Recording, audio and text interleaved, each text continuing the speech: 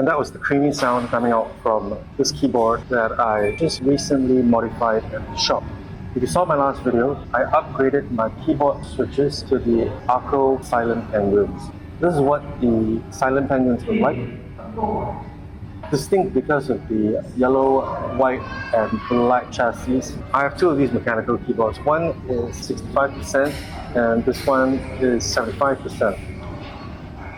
I went to the laboratory by RF at Orchard Senior Leisure, and what's fantastic about it is it has a very wide variety of keyboard switches that you can try on the spot.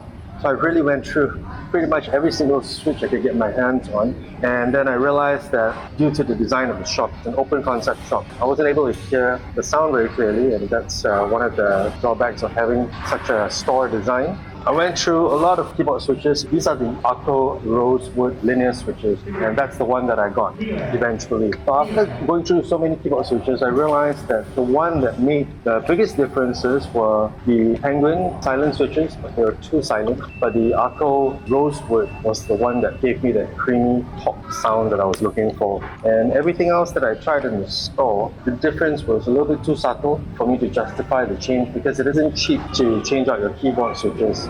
They seem cheap initially because you're only talking about anywhere from 32 cents to maybe about $1 per switch. But when you have 84 keys like this, that price really adds up.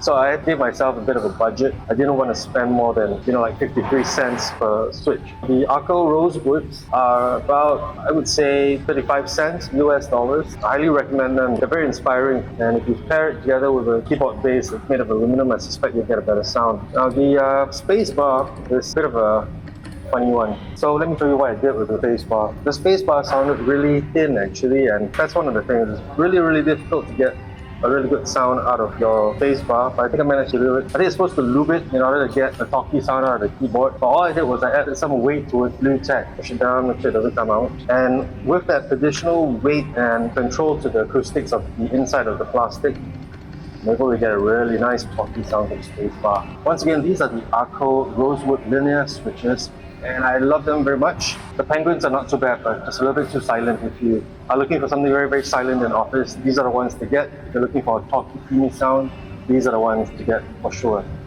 This is the Engine Tech Man. Thank you so much for watching this video. I'll see you in the next one. Signing out.